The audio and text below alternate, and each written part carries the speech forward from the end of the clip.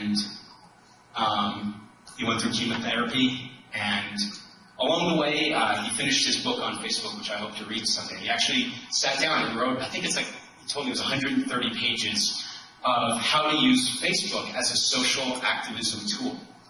He was dedicated to that. He really believed it was true. And unfortunately, on October 30th, I got the news. I hadn't heard from him in a couple of weeks, and I got the news that he passed away.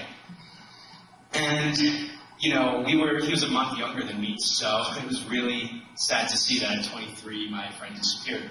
So I used Facebook in one of the many points of irony in this section of the talk to send out messages to all my friends, informing them of the sad news. So I included some pictures to remind everyone of why we remember him and why we liked him so much. But at this point, things took an interesting turn. We put up the next day a memoriam page for him on Facebook. It's still there. I think everyone can see it. But all of us joined in. There's 180 members of the Jake Thorne 1985 to 2008 group. And it allows us to kind of keep in touch periodically on his birthday. We all make sure we put in some messages of love to his family and to him, to his memory.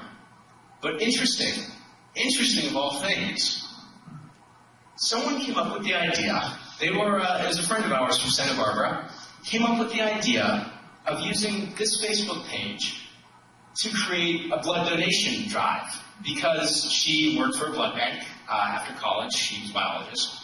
And so she started getting people excited about giving blood, because during Jake's chemotherapy it required a lot of transfusions. So the result of this actually was that about 50 or 60 people got out and gave blood. People who had never given blood before found the reason to go give blood. And on a small scale, we're going to talk about bigger scale changes, I think, in a second, but on a small scale, on a personal scale, this is a pretty amazing amount of change that someone was able to inspire through this tool, right? Like, you figure Facebook, when I first got it, it was this thing where you'd like meet a girl in class and add them on your Facebook so you'd have an excuse to talk to them later, right? But it turns out it has the power of many. It has the ability to bring many people together in support of whatever cause moves them. So we had the idea of tribes being formed. I think that's actually quite a good way to put it. The idea of tribal knowledge is actually getting popular now. People have the idea of people coalescing not around products or around even activities, but around lifestyle and around more meaningful, qualitative kinds of activities. So that's what something as small as Facebook can inspire people. So this one goes out to Jake and his family. In 1985, this was from that same photo set, and we miss him. But he's not the only one. There's a lot of people out there, like Jake, who believe that the kinds of social networking tools that are evolving now are going to lead to a different kind of communication between people, a more rich, valuable kind. And so that brings us to Neda.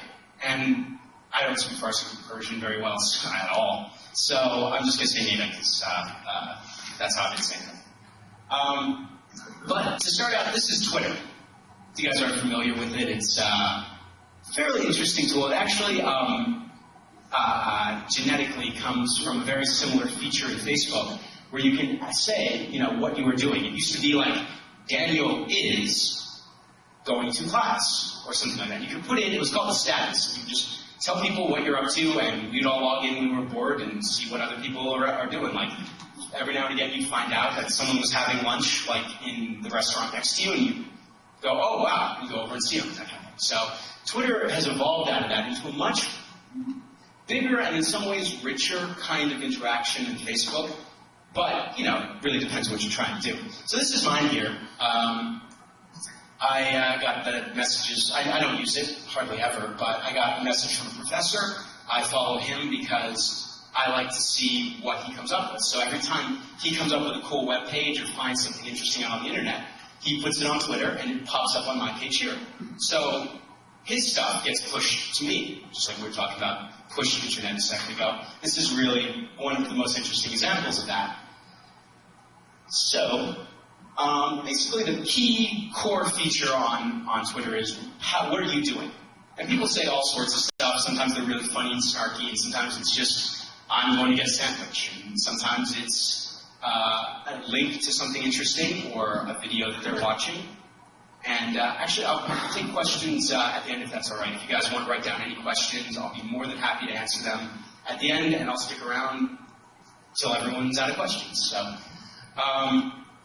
one of the key features in Twitter that's very interesting is that Facebook lacks is the ability to search for things. It's actually a searchable, taggable database of information that's brought together by millions of people, at this point I think millions of people actually, working together all at once to pretty much index the entire internet. So I think that's really what this kind of amounts to. And now someone actually, see if I can add the link in, but someone found a way to attach Google to Twitter. So now you can use a Google search to find out whatever you want to know about what people are talking about on Twitter right now. So the other day I was at work and someone mentioned Adobe Captivate. It's a tool we use a lot, and we use it to screen capture things and make little instructional movies for people. And so I went onto this Google search thing, and I typed in Adobe Captivate, and it told me that they were beta testing the newest version of the software. So I was able to use Twitter to find out that that was the newest thing going on and get right on there with everyone else. So it's a very effective way of getting information out there quickly and following the kinds of internet trends that are so ephemeral and so difficult to track. So, the events of the last couple of weeks led me to put in the Iran election into this search thing. You pretty much have to put it in without a space and just see what kind of tags come up. And what I mean by tags are, every now and again in Twitter you see these the pound sign. That's called a hashtag. If you see pound sign Iran election, means someone out there has tagged their post with that phrase. And by putting it like that, it allows you to search for that. So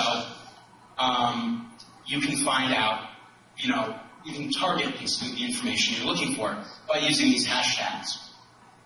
So the other thing, I guess I might as well just say, so you guys can get a little bit of a feel for Twitter if you've never used it, is that there's this thing, the @ symbol there, basically means that if you put that in, you're pointing at another user and saying, hey, I'm talking to you specifically. So at dnovak, which is my Twitter name, you would actually come to my webpage. Twitter would make sure I see it, and it pops up in my Twitter roll call whenever someone tags me with it. So @ symbol and pound sign. Important kind of Twitter stuff to remember if you've never used it before. But here's the results of my search for the Change for Iran. For the Iran election found this interesting group called Change for Iran, and they were a bunch of Iranians who were blogging about the protests. And I think I got this screen capture a couple of days later after the protests had stopped. But you get some really interesting kinds of interactions on here, like people out there talking about what they're doing.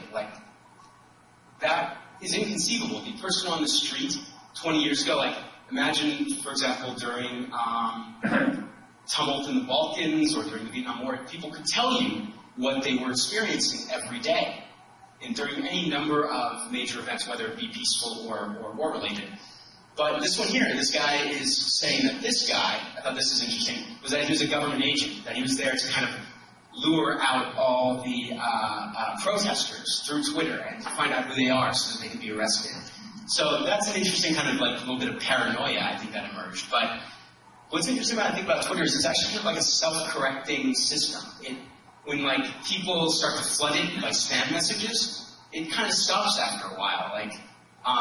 It's really hard to overturn the system and completely make it worthless, either through paranoia or through spam and gambling ads and whatever else. MySpace, I think, was a social networking tool that really succumbed to that. It became a wasteland of ads and links that went nowhere and were like not relevant to anything. This one really seems to be stable, which I think is very